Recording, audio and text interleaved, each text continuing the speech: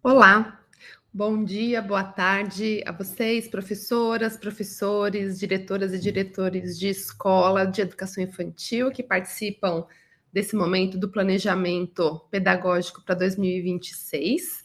É uma alegria para mim, queria agradecer o convite, a oportunidade de estar hoje conversando com vocês, ainda que nesse formato é, à distância, né, que é o que, na verdade, é possível nesse momento, mas queria agradecer em especial, na pessoa da Janaína, o convite para estar com vocês nesse momento e compartilhar algumas reflexões, algumas ideias que possam, quem sabe, inspirar discussões, debates, né, e ações, planejamentos de ação para o novo ano letivo que se inicia.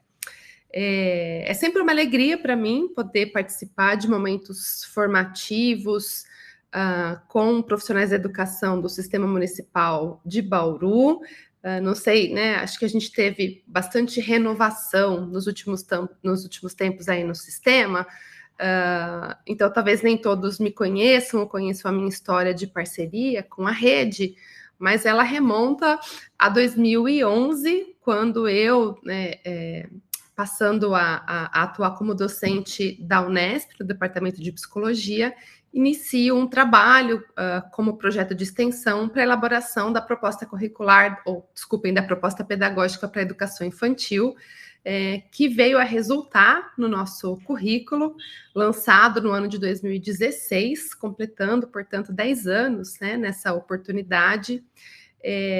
Então, é uma história, né, que já tem um longo tempo e que para mim é muito relevante, muito significativa, muito importante na minha história como pesquisadora, como docente.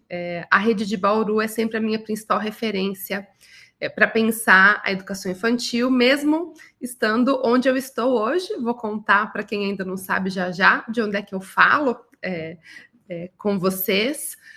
Mas queria registrar e reforçar a importância que a rede de Bauru tem para mim, na minha história de atuação profissional, acadêmica e também pessoal, porque também nesse espaço construí muitos vínculos e relações importantes, que são vínculos que se tornam vínculos de vida, né? Então, queria iniciar agradecendo e relembrando, né, o significado que tem para mim estar hoje conversando com profissionais dessa rede ou desse sistema municipal de ensino. Eu preparei alguns slides para orientar aqui a minha fala, né, para tentar não me perder muito e me ater a algumas ideias importantes que eu queria destacar. Então, vou compartilhar aqui com vocês a minha tela. Vamos ver se a gente consegue fazer isso. Acho que eu vou precisar. Vamos lá, ir na própria tela ali e colocar como um modo apresentação de slides, né? Acho que funcionou. Isso aí. Então, preparei aqui algumas lâminas, poucas, para orientar essa conversa, que não será uma conversa tão longa, mas que eu, né, quero trazer algumas ideias que possam, enfim, né, alimentar, nutrir vocês nesse início de ano letivo. Então, eu vou começar contando de onde é que eu estou falando.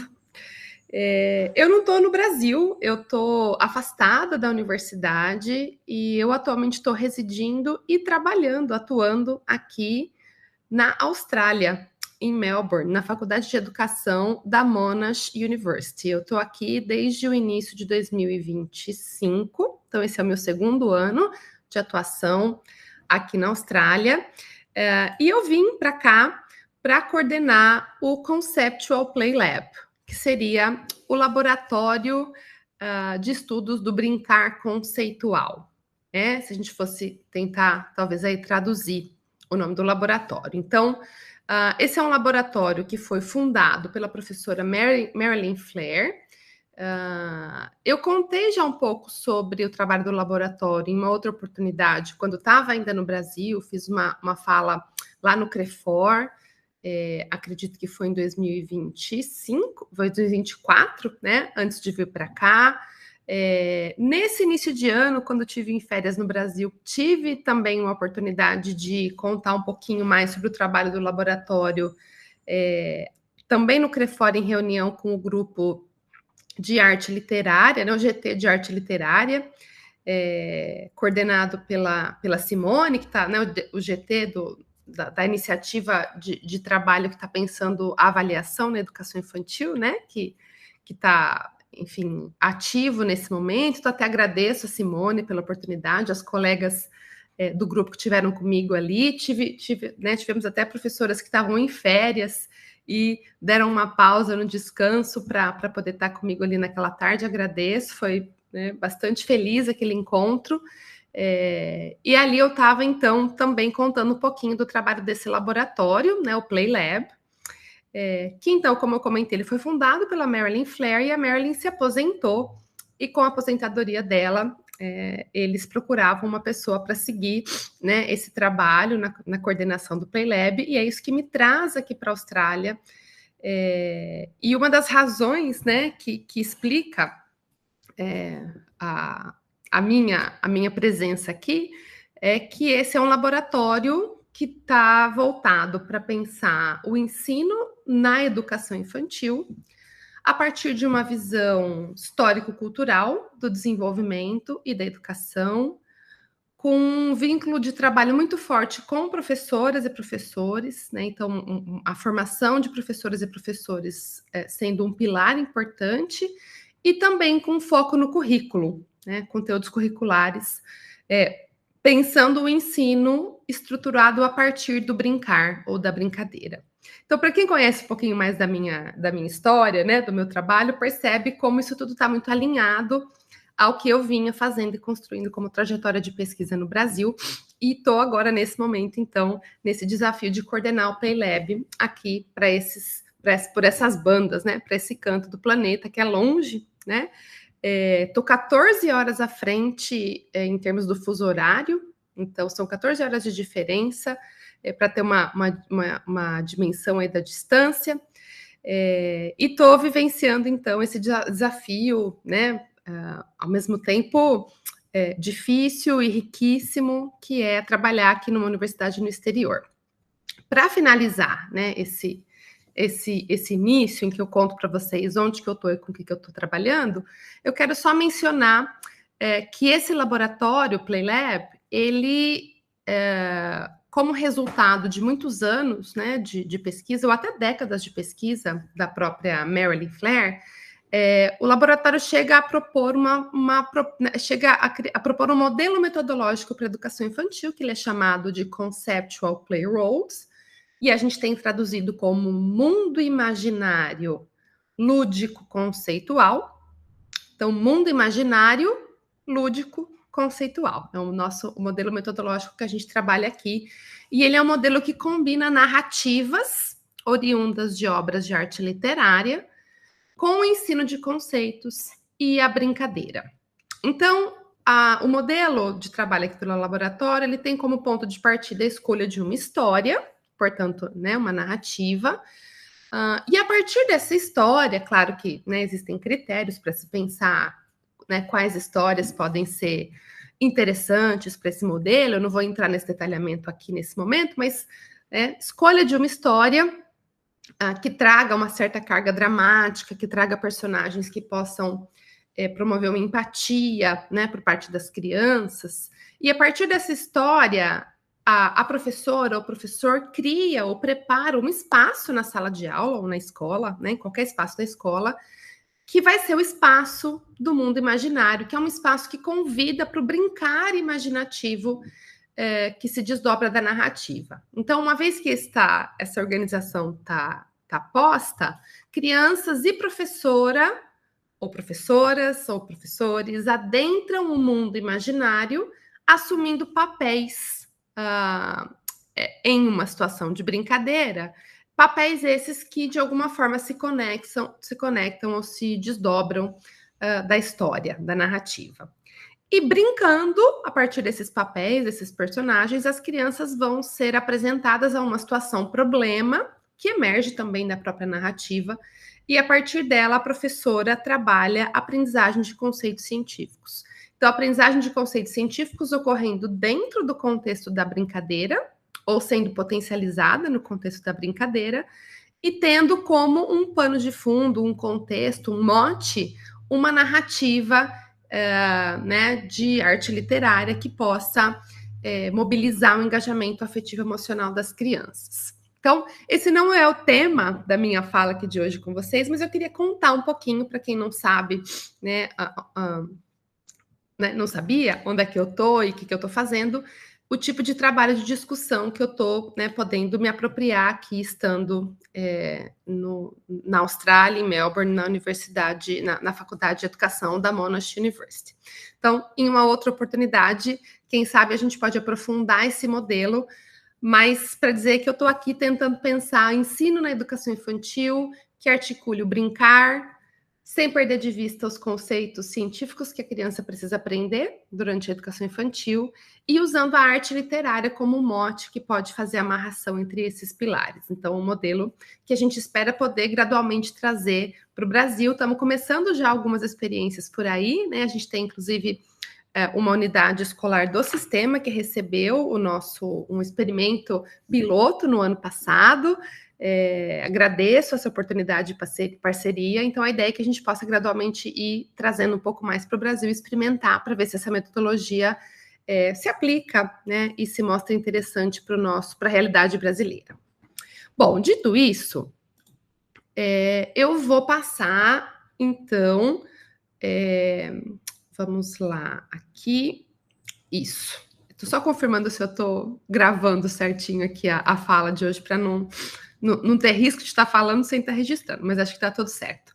Bom, então passo então agora a trazer algumas reflexões disparadoras para o momento de planejamento 2026, em que eu vou, assim, né, é uma contribuição modesta, né, para esse momento, realmente apenas algumas reflexões disparadoras que possam tocar em aspectos fundamentais do planejamento e da organização do ensino, considerando a especificidade da educação infantil. Então, tentando desencadear algumas discussões que precisam acontecer, no fim das contas, no próprio coletivo da escola, né, pela equipe, para pensar metas, objetivos e estratégias para o ano letivo de 2026. E eu quero começar com algo que me parece absolutamente fundamental, que é a ideia de que para a criança pequena, em especial, isso talvez possa ser generalizado, né, para o aprendiz de modo geral, mas para a criança pequena essa verdade se mostra especialmente importante, que é a ideia de que o pertencimento emocional precede a aprendizagem. O pertencimento emocional precede a aprendizagem. Pois bem, o que significa isso, né? Qual é a ideia que eu estou tentando destacar aqui no nosso ponto de partida? Criança pequena, a criança, ela se sabe criança em um mundo de adultos. Ela se sabe nesse lugar, no lugar de criança, e ela vivencia uma relação de dependência dos adultos. Que nós, do nosso lugar de adultos, nem sempre nos damos conta do que significa para a criança pequena. Esse sentimento, né, de dependência em relação ao adulto, esse adulto que tem o poder de realizar, de fazer as coisas, né, que detém conhecimento, que detém capacidade de ação, que a criança não detém. E a criança se sabe criança, então, nesse mundo de adultos. Isso coloca para a gente uma premissa fundamental, que é a seguinte: antes de tudo, a criança precisa sentir-se segura, valorizada, acolhida, respeitada, apoiada, incentivada. Se a gente não estiver oferecendo esse ambiente, que é um ambiente que acolhe, que é um ambiente em que a criança se sente segura, confiante, tranquila, respeitada, apoiada, incentivada, nenhum objetivo pedagógico será plenamente atingido. A aprendizagem torna-se comprometida, ela torna-se, em certa medida, inviabilizada, justamente pela ideia de que o pertencimento emocional precede a aprendizagem. especialmente nesses primeiros anos da vida infantil. E nesse sentido, a atitude do educador no trato cotidiano com a criança é decisiva para garantir o bem-estar da criança, a segurança e a confiança nos educadores, cuidadores, a formação de vínculo e o senso de pertencimento, o sentimento de pertencer a um coletivo, a um grupo, uma comunidade. Também colabora para essa ambiência a consistência nas regras e rotinas, porque isso promove uma previsibilidade para a criança e isso é algo muito importante, especialmente nos primeiros anos da vida infantil. Então, talvez uma reflexão, né, sobre o quanto a gente tem conseguido na nossa unidade escolar promover esse ambiente acolhedor, esse ambiente em que a criança se sente segura, confiante, acolhida, apoiada, em que ela pode recorrer aos educadores, em que ela tem esse vínculo emocional e esse pertencimento ao coletivo.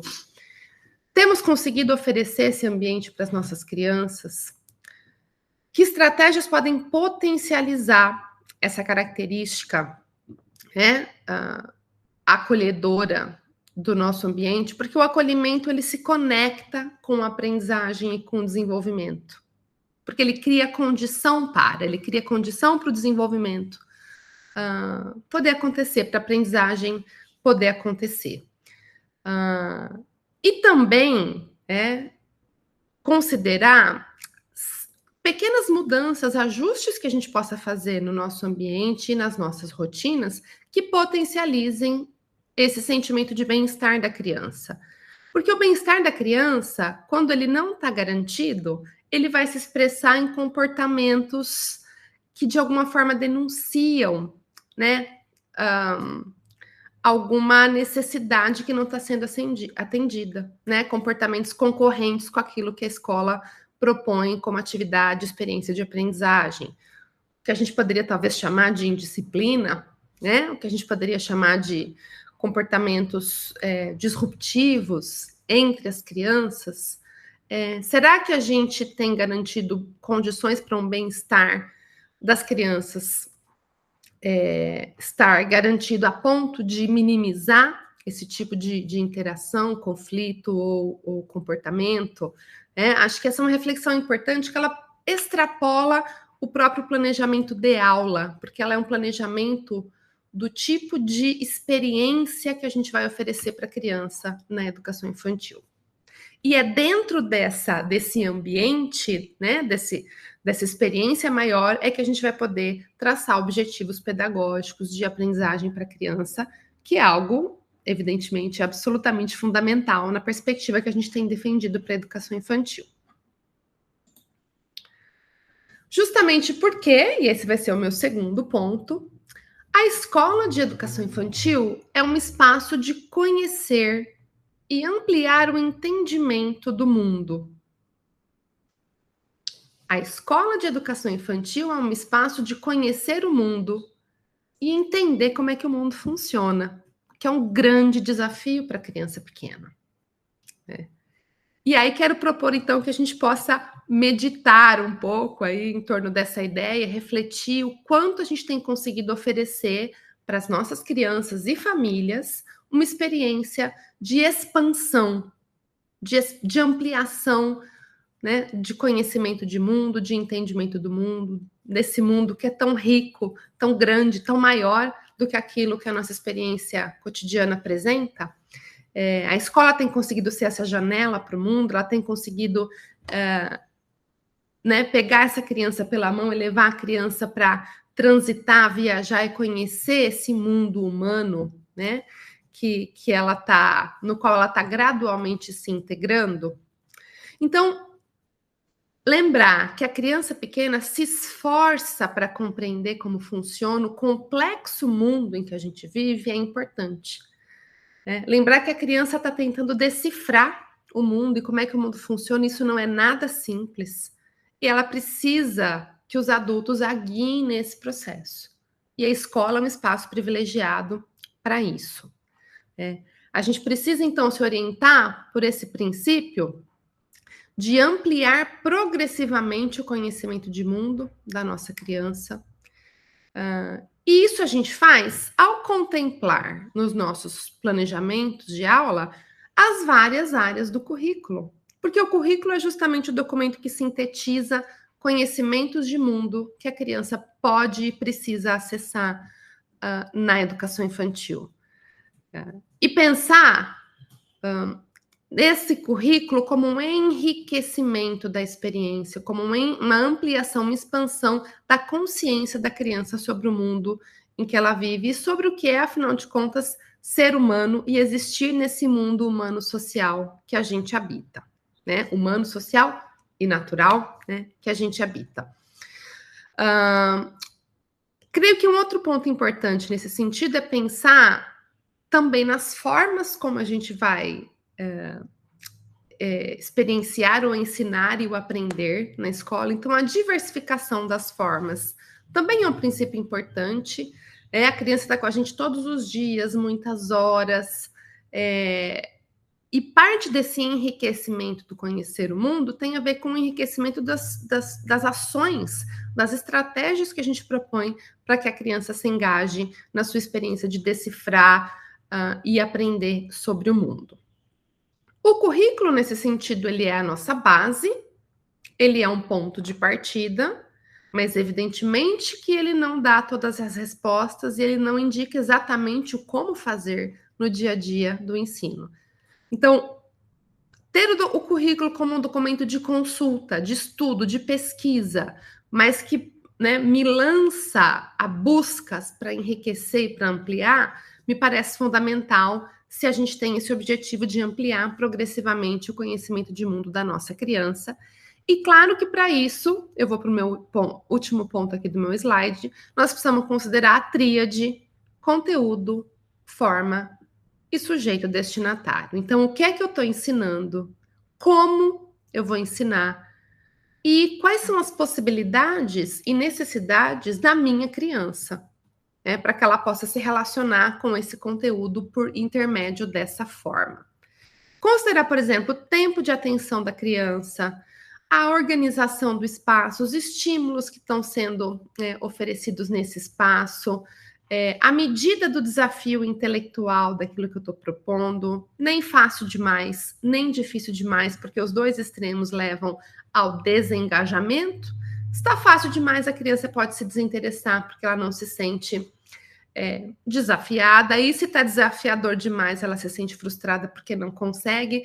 Então, a gente ir encontrando essa medida do desafio é algo que a gente vai artesanalmente construindo no dia a dia, lembrando que essa medida é diferente para as diferentes crianças, né? Então, que estratégias eu posso usar para lidar com essa heterogeneidade do grupo, que é algo próprio da educação nos coletivos, né? Então, eu vou variar estratégias dentro de um mesmo planejamento, vou pensar em variações para uma atividade, eu vou dividir as crianças em grupos, em espaços, enfim, eu preciso pensar em estratégias que possam me garantir atender às necessidades que a tríade conteúdo, forma, destinatário está me indicando.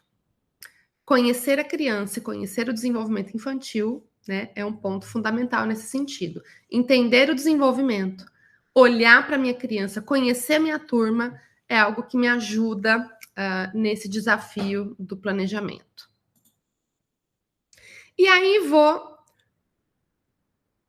fazer um destaque que eu penso que é absolutamente central, que é o destaque ao brincar. O brincar, ele é o nosso grande aliado na educação infantil. O brincar, ele é uma atividade que contribui para o bem-estar, como a gente dizia lá no início aqui, e também, né, vou seguir aqui no slide, o brincar como atividade que contribui para o bem-estar, para o senso de coletividade e pertencimento, e que é também aliado do professor na dimensão propriamente pedagógica. A gente poderia pensar que é uma especificidade da educação infantil, que a criança vai aprender brincando. Opa, acho que eu errei no slide. Seria aprender brincando. Então, aprender brincando, brincar aprendendo. Aprender brincando, brincar aprendendo. Não quer dizer que 100% do nosso tempo na escola vai ser ocupado pela brincadeira, mas a brincadeira precisa estar ocupando muitos tempos e espaços da nossa rotina na escola. E isso pode acontecer em momentos em que eu simplesmente crio uma condição de tempo, espaço e recursos para o brincar espontâneo, em que o professor observa as crianças brincando e eventualmente apoia como agente externo. É muito importante que a gente tenha esses momentos e que a criança possa espontaneamente escolher e exercitar, né, essa iniciativa do brincar, sem que isso esteja necessariamente dentro de um planejamento de conteúdo. Esse momento ele é importante na rotina, embora a gente tenha sempre defendido e continuamos defendendo que que é primordial para a escola de educação infantil que a gente garanta também momentos de um brincar mais estruturado.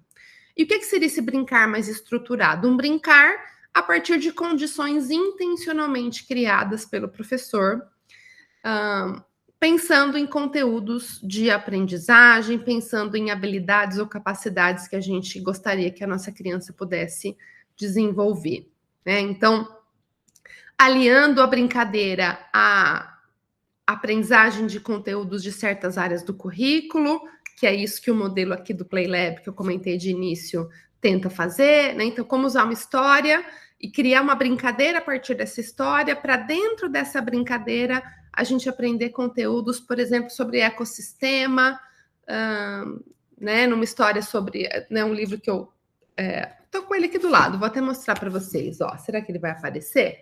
Aqui, ó. A Marcha das Formigas é um livro que a gente usa por aqui. Então, com a historinha da Marcha das Formigas, o pessoal lá do GT de Janeiro conheceu a história, né? Com o livro da Marcha das Formigas, a gente tem a experiência de brincadeiras que permitem aprender sobre o ecossistema e o papel das formigas no ecossistema, a decomposição da matéria.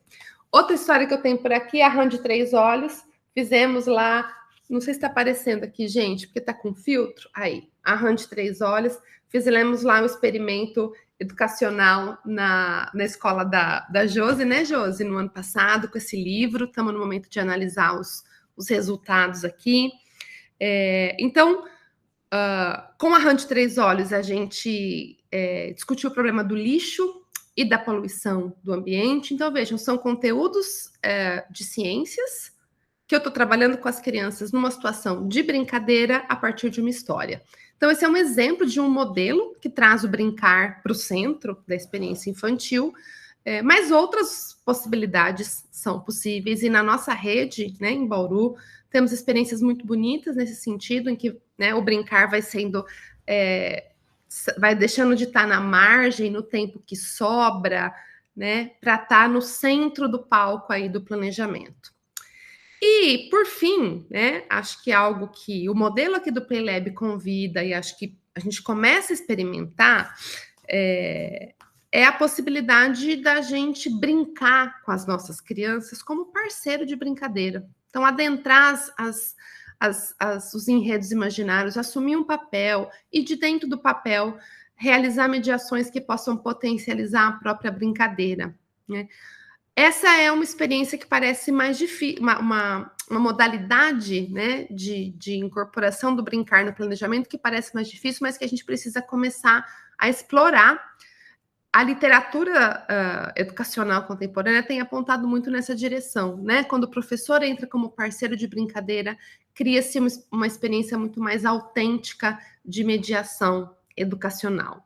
Então, uma reflexão que fica aqui é o quanto a gente tem garantido tempos e espaços para o brincar, o quanto a gente tem conseguido articular o brincar com os objetivos pedagógicos curriculares específicos, né, das áreas do currículo, e o quanto a gente tem usado o brincar, inclusive a serviço do bem-estar das crianças e da equipe, né? Porque a gente brincando junto com as crianças, a gente também experiencia essa potência do brincar para o desenvolvimento, para a experiência humana no mundo, né? E aí vou para o último slide que eu preparei aqui para hoje, que é fechar com uma reflexão sobre o ofício do professor. A gente começa o ano pensando em desafios, estratégias, e nada disso é fácil, isso exige grandes esforços cognitivos e intelectuais. É um trabalho que cansa, porque ele exige que a gente pense, que a gente crie, não dá simplesmente para executar ou realizar, pôr em prática algo que já está pronto, planejado, não, ele tem essa dimensão artesanal, né? O trabalho do professor. E por isso que cansa. E ele tem um envolvimento emocional, que a gente comentava de início, é parte do trabalho, não é um extra, né? Então, o trabalho emocional envolvido é grande. Então, vejam, esse é um ofício que exige muito, né? Daquele que o abraça e o realiza. Mas ele também é um ofício que permite o que tem sido chamado aí, né, do exercício da autoria. Ele é um trabalho que oferece a possibilidade de expressar a sua visão de mundo, os seus valores, a sua personalidade naquilo que você faz, no seu modo de ensinar, de interagir com as crianças, nos conteúdos que você elege para suas aulas, nos recursos, naquilo que você apresenta do mundo para as crianças, né? O ser professor permite que a gente reflita na nossa atividade aquilo que a gente deseja contribuir para a formação das novas gerações. E é claro que a gente tem uma regulação do nosso trabalho em termos dos regulamentos, das normativas e do próprio projeto curricular do município, mas a partir desse projeto, ou na concretização desse projeto, há sem dúvida uma margem de autonomia para cada um ir construindo o seu modo pessoal de exercitar a docência. E quando a gente avança nessa trajetória, essa é uma experiência muito gratificante. Você ir se percebendo e se tornando mais capaz de traçar objetivos e realizar objetivos que você propôs com as suas ações e perceber o efeito que isso tem para o desenvolvimento das crianças e para o vínculo com a sua turma, né? Isso torna-se uma experiência que né, tem a potencialidade de gerar esse sentimento de realização no nível muito profundo, né? Acho que a docência tem essa peculiaridade. Então, eu desejo que nesse ano, né, que vocês possam viver essa experiência de se sentirem autores do trabalho, de avançar na trajetória profissional, de se sentirem mais realizados profissionalmente na atividade, e penso que alguns caminhos ajudam nesse sentido, e eu vou destacar 2 deles aqui.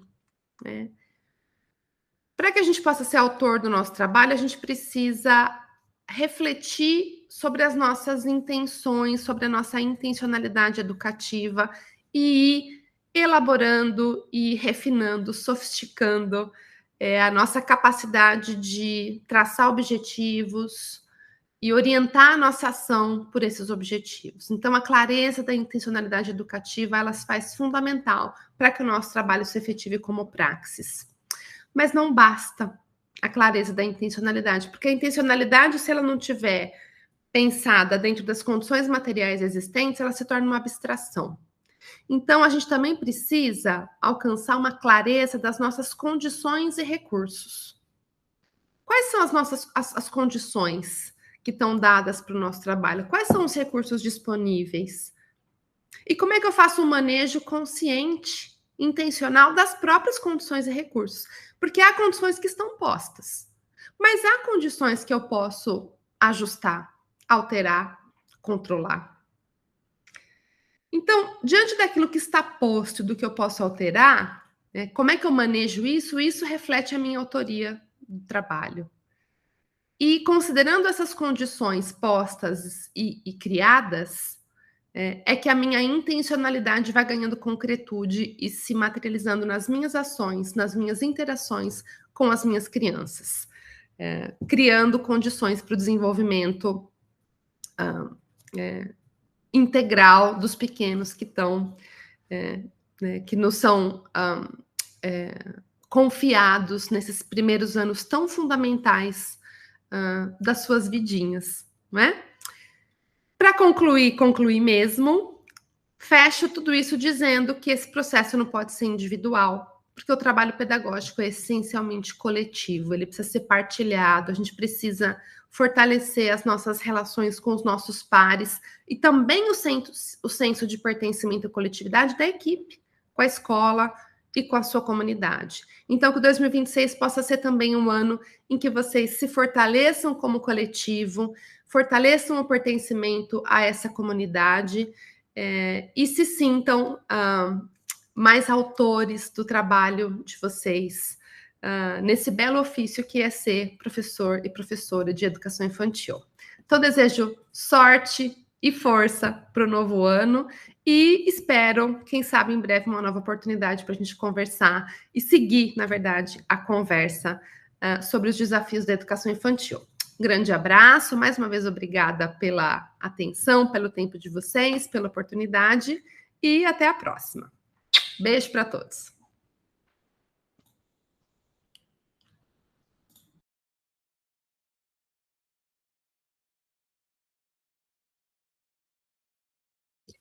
Oi, pessoal, meu nome é Célia, sou professora do Departamento de Psicologia da Unesp de Bauru, trabalho mais especificamente com psicologia escolar, com foco na educação infantil.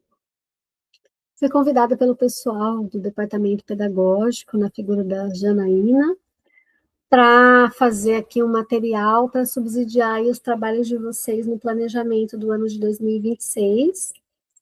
Então, eu quero começar agradecendo o convite, né, a confiança do pessoal, e dizer que, para mim, é sempre muito bom poder participar, ainda que seja nesse formato, né, não síncrono, digamos assim, mas participar com vocês desse momento inicial, do momento de virar a página, né, começar um novo ano e pensar aí nos detalhes do cotidiano de trabalho e na organização dos trabalhos desse ano. Espero que vocês estejam aí cheias de esperança de um ano muito proveitoso, muito produtivo. E estou fazendo esse trabalho em parceria com a professora Juliana Pasqualini, né? E a parte do vídeo que eu vou trabalhar, eu vou buscar trazer alguns elementos mais associados ao objeto de investigação que eu venho enfocando, que envolve a questão do manejo de situações conflitivas, de interações conflitivas no cotidiano da escola, tá? Eu vou projetar aqui os meus slides e vou dialogando com vocês a partir deles, tá? Quero fazer uma conversa mais informal, mas ao mesmo tempo com alguns subsídios teóricos para a gente articular, né, teoria e prática. Então, quero buscar alguns elementos teóricos lá da proposta pedagógica para olhar para essa questão da ocorrência de situações conflitivas no cotidiano da escola, tá? Então, eu vou falar sobre organização do ensino, organização das condições de ensino e o manejo de situações conflitivas. Começo com essa imagem de mar, porque eu quero dar um tom aqui para essa minha fala, no sentido de enfatizar o caráter autoral, né, da relação de vocês com o manejo dessas situações conflitivas. E aí a metáfora do mar vem no sentido de reconhecer uma atividade em que a gente tem muito prazer, mas ao mesmo tempo muito desafio, né? Então vamos nos imaginar indo para o mar. O mar tem tendências aí, tem processos que requerem da gente um manejo, né? Eu, por exemplo, não sou uma boa nadadora, então eu tenho as minhas estratégias ali para poder tirar proveito dessa vivência do mar, mas ao mesmo tempo não me colocar em risco, né?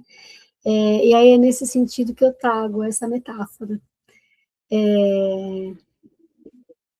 As situações difíceis requerem da gente manejos, né? E esses manejos vão sendo desenvolvidos com as ferramentas que a gente tem. O que eu quero trazer aqui na minha fala é que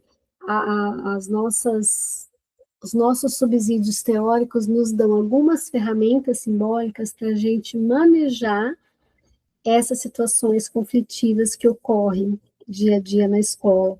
E conforme a gente vai conseguindo fazer essa articulação entre os conceitos teóricos e o manejo dessas situações, nós vamos ficando mais safos, mais espertos nesse sentido de ter estratégias intencionais para exercer esses manejos, né, e ficar menos refém das situações de conflito, tá? É esse o tom que eu quero dar para a minha fala aqui. Bom, para dar esse tom, o primeiro aspecto é reconhecer a complexidade do comportamento humano e que ele não tem uma causa única, né? Então, os conflitos, as situações conflitivas, interações conflitivas que a gente vivencia no cotidiano, elas são multicausais, né? Tem vários fatores que influenciam para que elas ocorram. Estou dizendo isso porque no meu trabalho como supervisora de estágio, como alguém que tem contato com psicólogo escolar, né? Eu ouço bastante a ideia de que determinado conflito tem uma causa única. A criança bate nos colegas porque ela sofre violência ou ela vivencia violência, como se fosse uma coisa linear. Se isso acontece, logo isso vai acontecer. E eu quero, já aqui no início da nossa reflexão, quebrar essa linha linear para trazer as múltiplas causas, né? É claro que essa causa que está sendo apontada como única é um fator importante, tem que ser considerado, mas tem outros fatores também que interferem para que essas ocorrências se repitam, tá? E é para toda essa gama de fatores que a gente vai olhar. Aí, no meu trabalho, né, de pesquisa, nós identificamos fatores interpsíquicos, fatores espaciais, temporais e procedimentais. Esses fatores temporais, procedimentais, espaciais e interpsíquicos foram organizados aí em ideias mais conceituais para a gente pensar em como olhar para esses fatores e, principalmente, como manejar esses fatores para mitigar ou diminuir ou evitar as interações conflitivas, tá? Ai, agora meu slide não está indo. Foi. Bom, com relação aos fatores interpsíquicos, um conjunto de conceitos que nos ajudam muito é a situação social do desenvolvimento, a questão da transição entre períodos, as crises, as necessidades típicas de cada período de desenvolvimento, que são, a gente pode relacioná-las com as atividades guia, e regularidades da conduta da criança na dinâmica de interação com o adulto, né? Então, vamos falar um pouquinho de cada uma delas. A situação social do desenvolvimento nos ajuda porque, a partir desse conceito, o Vygotsky propõe que cada criança é única e ela ocupa um lugar nas relações. Então, a situação social do desenvolvimento não diz respeito só ao entorno da criança, mas quem ela é nesse entorno, né? Então, ser o primeiro filho é diferente de ser o segundo filho, mesmo que seja a mesma família. E aí, considerar esses elementos é importante para a gente ir adquirindo conhecimento sobre cada criança e pensar nas diversas estratégias de manejo de situações conflitivas. A estratégia que eu uso para uma criança pode não ser eficaz para outra, né? Então, é o conhecimento dessa minúcia das funções de cada um e de como essa criança se insere nas relações, é que vai me ajudar a manejar melhor, pensar em estratégias mais efetivas para manejar situações de conflito aí envolvendo cada criança. A questão da transição também, né? Os momentos de transição entre períodos de desenvolvimento são momentos instáveis. E a instabilidade produz um processo de insegurança e, ao mesmo tempo, invoca a necessidade de mudança, né? Essa instabilidade da transição entre períodos, que está lá na teoria com o termo crise, ela se refere a um momento em que as novas condições de desenvolvimento já estão ali presentes, as novas capacidades da criança já estão batendo a porta, digamos assim, e o seu velho modo de funcionamento ainda não foi totalmente superado. Então, ela está buscando que nas relações esse movimento, esse salto qualitativo vai se dar nas relações, não depende só da criança. Se ela já tem mais capacidade, ela precisa de um pouco de mais de autonomia, né? Então, esse é um elemento que eu preciso notar. Peraí, esses conflitos que estão se dando na interação com essa criança tem a ver com busca por autonomia? Ela está querendo fazer muita coisa sozinha na hora que não dá? E como é que eu manejo isso, tá? Outro ponto importante, regularidades da conduta da criança na dinâmica de interação com o adulto. Quem convive com criança vai percebendo algumas regularidades.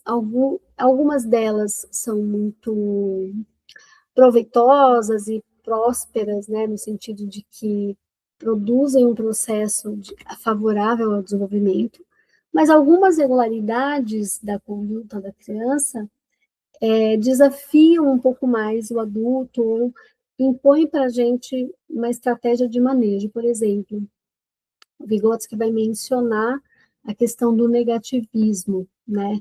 Uma criança se opõe à orientação do adulto. A teoria que nos fundamenta, que fundamenta a nossa proposta pedagógica, está afirmando que esse é um fenômeno, entre aspas, esperado, tá? Ele pode acontecer com muitas crianças. E o manejo dele envolve primeiro o reconhecimento de que ele é um fenômeno do desenvolvimento e não algo patológico, não necessariamente, pode vir a se tornar se ele se cronifica, né, digamos assim.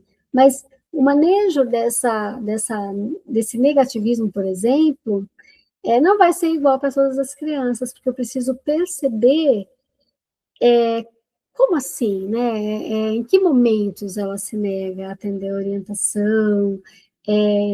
Por meio de quais estratégias ela faz isso? É falando não? É saindo de perto? Perceber essas minúcias que são típicas de cada criança para desenvolver estratégias de manejo específica para cada caso, porque essas estratégias não vão ser eficazes como uma forma geral de interagir, né? Então, eu tenho que perceber no modus operandi ali de ação da criança, do grupo de crianças, quais regularidades são desenvolventes, quais coisas que se repetem que favorecem ali o trabalho pedagógico, que favorecem o desenvolvimento, e quais regularidades são limitantes, que entravam o trabalho pedagógico, para que eu possa atuar no sentido de favorecer as regularidades desenvolventes, né, estimular elas, e inibir as regularidades limitantes. Bom, os fatores espaciais também precisam ser considerados, porque, por vezes, na rotina, eu posso ter momentos que são mais conflitivos, momentos que são mais conturbados, e para entender melhor esses momentos e pensar quais aspectos são manejáveis para diminuir essa condição conflitiva desses momentos, eu preciso olhar para o espaço, tá? Por exemplo, eu posso estar tendo muita dificuldade para contar história e notar que a contação de história está acontecendo num espaço que tem vários estímulos concorrentes, e aí sempre tem um grupinho de crianças que não sustenta a concentração para acompanhar a história e começa a manipular, a manusear os brinquedos, objetos que não têm a ver com a história, né? E aí, o primeiro passo é reconhecer se isso acontece, né? Quais são os fatores intervenientes envolvidos no processo de dispersão, nesse caso desse exemplo, né? Mas falando em geral, quais são os fatores envolvidos, fatores espaciais envolvidos no processo de ocorrência dessas situações conflitivas. Então, a organização do espaço é um fator interveniente nas condições de ensino. As características do desenvolvimento e organização do espaço escolar precisam ser consideradas. Eu não posso esperar, por exemplo, que crianças pequenas permaneçam por muito tempo atentas a uma história ou até mesmo a um vídeo, porque a tendência é que algumas delas dispersem e isso torna esse ambiente um ambiente propício para a ocorrência de situações conflitivas, né? E que a organização do espaço também é um fator interveniente ali para favorecer o desenvolvimento da própria conduta, né, do autodomínio da conduta. Então, como que eu vou também organizando um espaço que dá mais autonomia, que cria condições ali para a criança ter a possibilidade de explorar também seus interesses, mas sob orientação, sob acompanhamento ali do adulto. O tempo também é um fator importante, né, na educação infantil, essa questão do tempo se reflete mais na coisa da espera, de deixar as crianças em muito tempo esperando, né, por exemplo, a hora da escovação de dente. E aí tem que ir de um em um, são 20 crianças, e daí as outras 19 ficam esperando, sem interação de adultos, sem cantação de música, ou de contação de história, ou sem nenhum outro tipo de atividade que busque conduzir a atenção de todas as crianças, né? Essas situações de espera são situações propensas à ocorrência de interações conflitivas ou de situações conflitivas, né? E aí, no planejamento, é um momento propício para pensar nisso, né? Como tem que organizar a rotina, como que a gente maneja, dentro do espaço que temos, condições em que o fator temporal jogue a nosso favor, digamos assim, né? Condições em que, nos momentos em que tem que realizar ações de cuidado individual, se possa inserir uma proposta de atividade geral, mais coletiva, para que as coisas fiquem ao mesmo tempo acontecendo e as crianças não fiquem por muito tempo aguardando a sua vez, sem nenhum tipo de orientação e conduta para uma outra atividade estimulante, digamos assim. Bom, fatores procedimentais têm a ver com os procedimentos que a gente adota, né, no cotidiano, e como esses procedimentos podem estar ou não contribuindo para favorecer situações de conflito, né? Por exemplo, se eu tenho uma situação de crianças que são meio período e crianças integral, e elas se reúnem todas juntas na hora do almoço, se eu chegar na porta e falar, quem vai embora agora pode pegar a mochila, a tendência é que esse tipo de procedimento gere um alvoroço geral, né? Estou tentando dar um exemplo, gente, mais específico, para dizer que quando a gente está tendo recorrentemente na rotina um momento muito estressante, uma situação conflitiva que se repete, a gente precisa olhar para tudo isso, né? Então, olhar também se o procedimento que a gente está adotando naquela situação não está favorecendo ou contribuindo para a ocorrência desse momento conflitivo, tá? Então, pensar, né, nas características do desenvolvimento das crianças e a escolha dos procedimentos metodológicos e procedimentos de de rotina, né? Por exemplo, recepção, saída, a forma como eu escolho, entre aspas, né, coletivamente, dentro das condições que temos, escolho, por exemplo, fazer a recepção das crianças, pode estar associado também a um processo que contribui para a ocorrência de situações conflitivas, dependendo de como eu faço isso, em que espaço eu faço isso e como manejo a questão do tempo para esse procedimento, tá? A questão do trabalho coletivo entra aqui na questão dos procedimentos também, porque por mais que a gente tenha cada professor, a sua turma, né, os profissionais estão organizados por turma, é muito importante, esse momento do planejamento é o mais propício para a gente falar sobre isso, né? É muito importante que toda a equipe olhe para esse planejamento e para esse trabalho com as crianças como algo que é do coletivo e não só do professor que está naquela turma, né? Então, em algum momento, um professor pode estar vivenciando uma situação difícil e é muito importante contar com a equipe no sentido de poder sair um pouco daquela situação e dar uma volta e alguém poder manejar, né, aquela situação de conflito, ou contar com o apoio dos demais colegas no sentido de ajudar a analisar possibilidades de intervenção, tratar as situações conflitivas como algo que é objeto do coletivo e não só de quem está vivenciando diretamente aquela interação conflitiva, tá? Isso envolve o reconhecimento da indissociabilidade entre cuidado e ensino, né?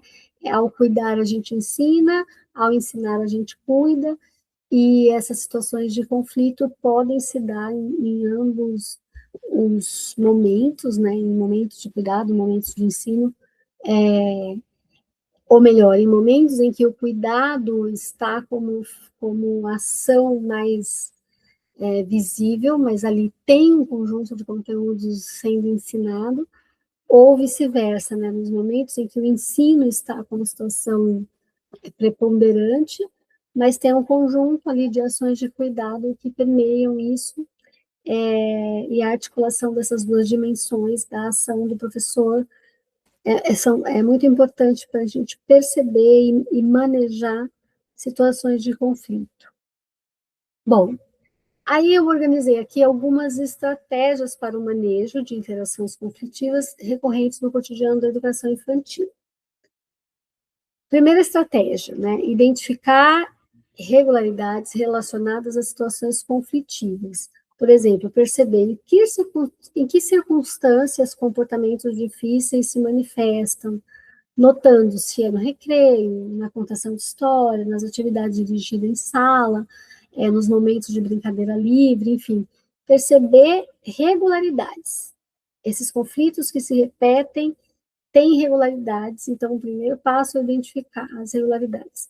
Como eles se repetem, em que circunstâncias, quais situações são envolvidas ali. Outro, tentar evitar a ocorrência de ações inadequadas antes que elas se manifestem, identificando a iminência da manifestação dessas ações e atraindo a atenção da criança para outros estímulos prazerosos que possam despertar seu interesse. Essa estratégia aqui diz respeito ao seguinte: o professor que convive com criança, ele vai percebendo, né, a convivência com a criança vai mostrando para a gente, assim, olha, ela faz aquela carinha de que vai fazer alguma coisa que se contrapõe ao que a gente está propondo, que vai atrapalhar ali o trabalho pedagógico. Bater no coleguinha, subir na mesa, enfim, tentando dar exemplos mais concretos, né? Vai fazer alguma ação que a gente pode chamar de inadequada para aquele momento, tá? Os professores que convivem com as crianças sempre vão identificando a iminência. O que é a iminência? Quando está quase acontecendo. Às vezes não, às vezes quando a gente vê já foi, né? Mas tem sim momentos em que dá para perceber antes de acontecer. E aí essa segunda estratégia aí diz respeito a isso, perceber antes. E ao invés de falar para a criança não fazer, já antes dela fazer, tentar conduzi-la a uma outra proposta de ação, tentar propor uma outra ação que também seja prazerosa, né? E que a desvie o foco dela daquela ação que ela estava ali quase fazendo. Essa terceira estratégia é identificar se existem fatores espaciais temporais que estão contribuindo para a ocorrência de ações inadequadas, se o espaço não está favorecendo a dispersão da atenção da criança ou a interação conflitiva com outras crianças. Que tem a ver com o que a gente falou anteriormente, né? Identificar os vários fatores que podem estar contribuindo e que estão ao nosso alcance direto no sentido de manejá-los, tá? Outra estratégia que impõe para a gente um certo desafio, que é elogiar e ressaltar para a turma, sempre que possível, atitudes adequadas, principalmente daquelas crianças que recorrentemente têm atitudes que entravam ali o trabalho pedagógico, limitam, que a gente pode colocar inadequadas para aquele contexto, tá? Essas crianças, pela literatura, né, o Vygotsky as estudou e apresenta ideias sobre esse fenômeno por meio do conceito de criança difícil. O que ele está dizendo, essas crianças se tornou difícil a interação com elas por um conjunto de fatores que afetou o seu desenvolvimento e que o manejo das situações com ela esse manejo pode contribuir para a superação dessas condutas difíceis, tá? Então, perceber se ela está fazendo coisa legal, tá contribuindo, elogiar e falar para todo mundo, olha que legal, olha o que ela está fazendo, gente, nossa, parabéns e tal, porque, em geral, essas crianças obtêm um grande destaque no grupo quando elas estão fazendo ações inadequadas, né, para aquele contexto. E aí, nos raros momentos, em muitos casos, que ela está fazendo alguma ação que é legal, que é adequada, isso meio que passa batido ali. E a tendência é que, então, se torna mais potente, né? Ela tem mais destaque no grupo, fazendo as ações inadequadas do que fazendo as ações adequadas, tá? Então, precisamos inverter aí esse jogo, né? Tentar evitar a inadequada e, quando ela acontecesse, fazer uma intervenção bem pontual e firme ali no sentido de que não pode, deixar muito clara a reprovação para as atitudes inadequadas, mas só naquele momento pontual, né? E valorizar muito outros momentos em que essa criança está fazendo coisas que são adequadas e mostrar para o grupo que ela faz também coisas adequadas, tá? Outra estratégia, que inclusive o próprio Vygotsky menciona, é a questão de trazer a criança como destaque, né? Não é essa palavra que ele vai usar, mas no sentido de favorecer o estreitamento do vínculo. Uma estratégia que é muito comum nesse sentido é a coisa do ajudante da turma, né? Mas não é a única, mostrar para essa criança e para o grupo que ela pode ficar numa posição no grupo que é uma posição que favorece o grupo, que favorece ali o sentido da atividade escolar. Peraí, deixa eu mostrar aqui o meu slide. Agora, a partir dessas estratégias, algumas sínteses, né, para a gente ir fechando aqui a nossa reflexão. Primeira, exercer a autoridade de adultos sem autoritarismo, garantindo o respeito e o acolhimento de que a criança necessita para desenvolver sua autonomia. Essa diretriz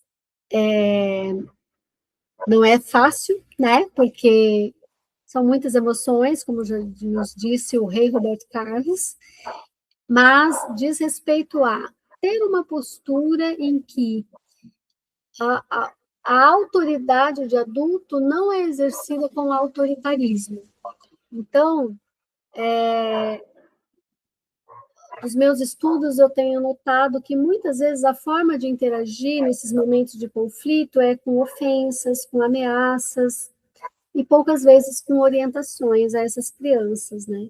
Então, exercer autoridade sem autoritarismo é ter firmeza na fala, é, estar aberto a negociações viáveis, deixando claro a inviabilidade, né, e a interdição de determinadas coisas que colocam a criança em risco, com muita firmeza, mas ao mesmo tempo acolhendo-a. Ela pode ser acolhida na sua frustração, né? A criança pode chorar por não poder fazer alguma coisa, e isso não faz com que a gente tenha que ser frio diante desse choro. A gente pode acolher esse choro, mas ao mesmo tempo não ceder para que ela faça aquilo que não é para fazer, o que vai colocá-la em risco, né? Então não são coisas casadas. Eu não preciso, para ser firme com a criança, ser indiferente ao choro dela diante da frustração. Eu posso acolher o choro, me colocar até como alguém que também, eu estou triste porque você ficou triste, mas infelizmente não pode fazer tal coisa, e convidá-la para fazer uma outra coisa que possa ser interessante e que vá tirando ela dessa sensação de frustração, mas sem ceder, né, deixando claro que aquilo que foi interditado, proibido inicialmente, está proibido, e vamos fazer outra coisa. Eu sinto muito que você esteja triste, mas não fazer essa associação entre, se eu proibir, ela chorou, então eu não posso acolher o choro. A gente pode acolher o choro, mas isso não faz com que a gente tenha que ceder em relação ao que foi colocado inicialmente, tá? Trazer o ensino, né, como alicerce das ações no cotidiano de trabalho com as crianças de todas as idades. Então, o que quer dizer isso? Pensar na ideia do ensino como uma ferramenta ali de manejar, inclusive, situações de conflito, para trazer a criança para o aprender.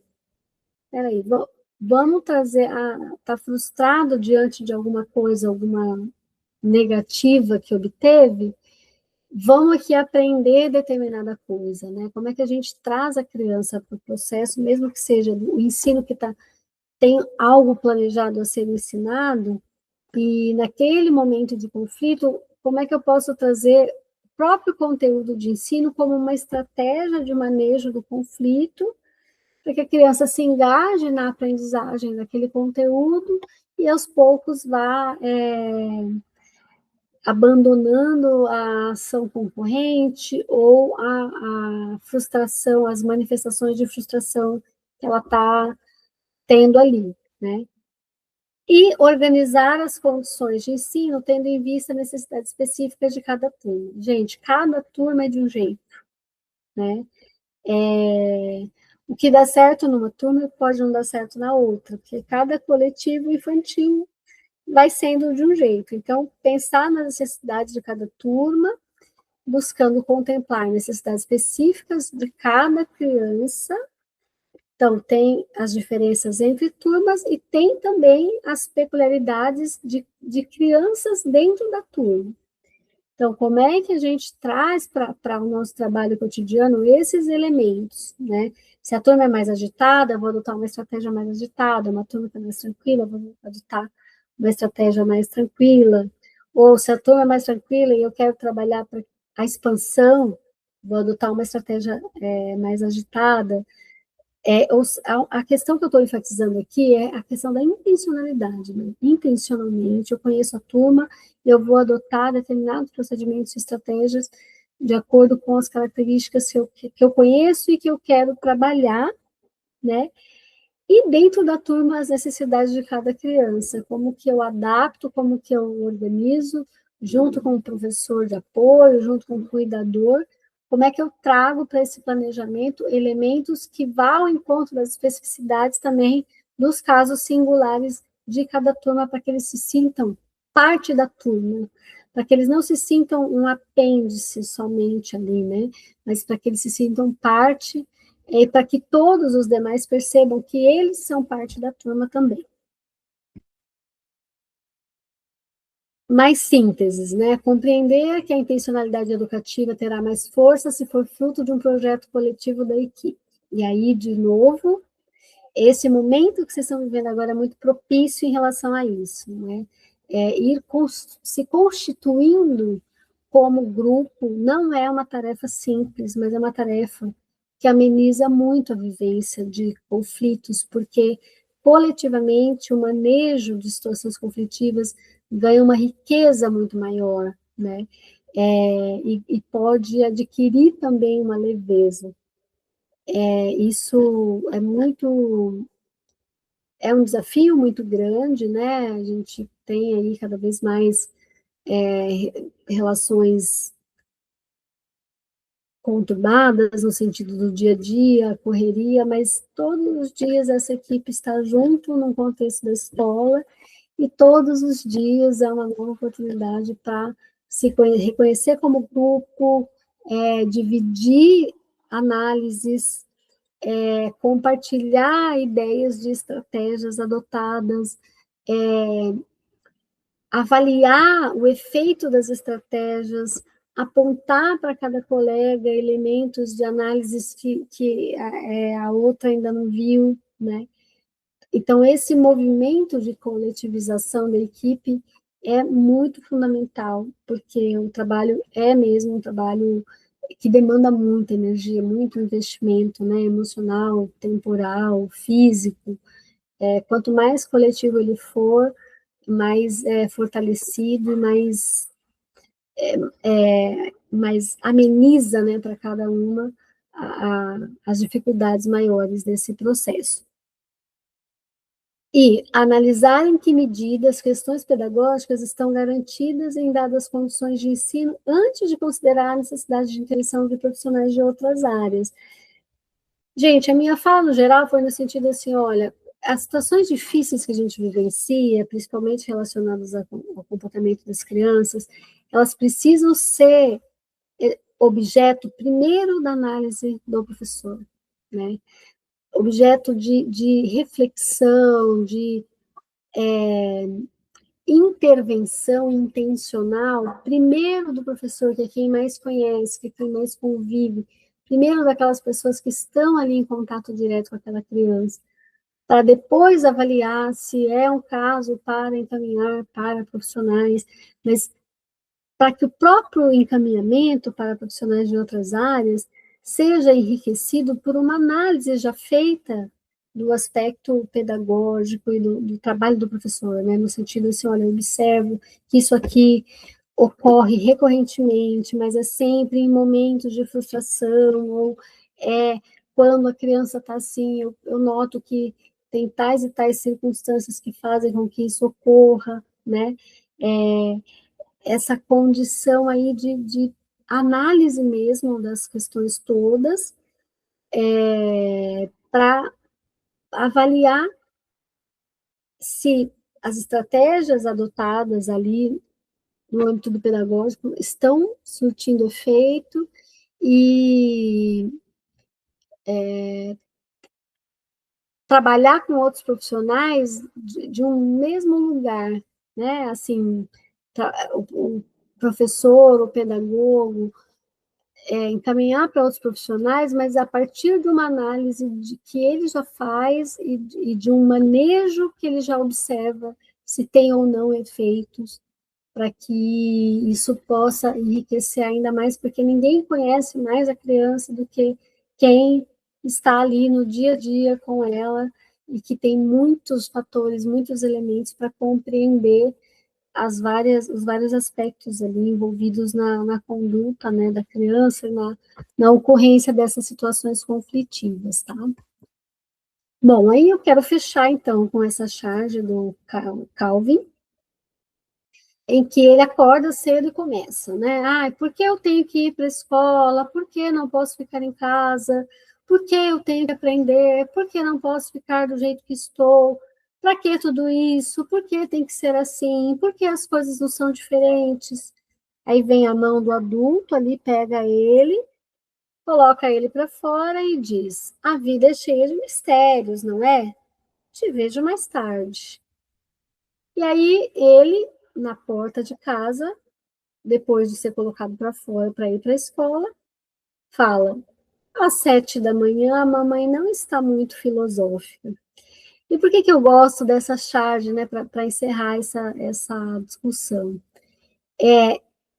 Nem sempre o manejo requer algo muito elaborado. Às vezes a criança está tendo manifestações ali muito efusivas, ou o coletivo de crianças, né, a turma está tendo manifestações muito efusivas, que não necessariamente vão ser sanadas com explicações complexas sobre o porquê que não pode. Por vezes a gente tem que simplesmente conduzir as crianças para o que é para ser feito, né? Sem dar tanto peso para essas outras exigências e tentar tornar mais atraente o que é para ser feito, né? Tentar conduzir no sentido estimulante para que todas essas ideias concorrentes, essas necessidades contrárias, fiquem de pano de fundo e a criança se engaje naquilo que a gente está propondo, naquilo que é para ser feito, tá? Encerro com essa imagem, né, para trazer aqui principalmente a questão da brincadeira de papéis como uma atividade muito potente no sentido de trabalhar a recorrência dessas condutas inadequadas, desses aspectos conflitivos. Na brincadeira, a criança vivencia mesmo aqueles papéis, então é muito importante o manejo de papéis, que ela vivencie os vários papéis, que ela se coloque num papel que é o oposto das suas tendências, para ela experimentar essas emoções, e a exploração aí da brincadeira de papéis como uma ferramenta importante para o desenvolvimento barulho aqui, para o desenvolvimento da criança como um todo, tá? Bom, eu encerrei, então, né, as observações aqui do vídeo, do vídeo não, desculpem, dos slides, né? E venho aqui, então, me despedir de vocês. Não sei se ficou muito confuso, muito rápido, é muita coisa, acabei indo um tempo aqui mais longo do que eu gostaria, mas espero que tenha ficado claro, né, as ideias em gerais, e fico aí à disposição da secretaria, das escolas, para que a gente siga dialogando e que vocês tenham aí um ótimo planejamento. E coloco aqui uma proposta para os trabalhos aí desses dias de planejamento, né? Que nesse processo de planejar, vocês pensem sobre isso, assim, na rotina da escola. Quais são os momentos mais difíceis, que mais têm situações de conflito, que são aqueles momentos que vocês pensam, nossa, vai chegar a hora tal, vai começar tal problema, né? Quais são os momentos, atividades ou situações mais conflitivas para tentar perceber quais fatores podem influenciar e tentar identificar. Será que é possível manejar alguma coisa, manejar o espaço, manejar o tempo, manejar os procedimentos para diminuir, mitigar os conflitos que se manifestam recorrentemente nessa situação, nessa atividade ou nesse momento da rotina? Deixo aí esse questionamento para reflexão de vocês. Um abraço e bons trabalhos aí no planejamento. Até mais.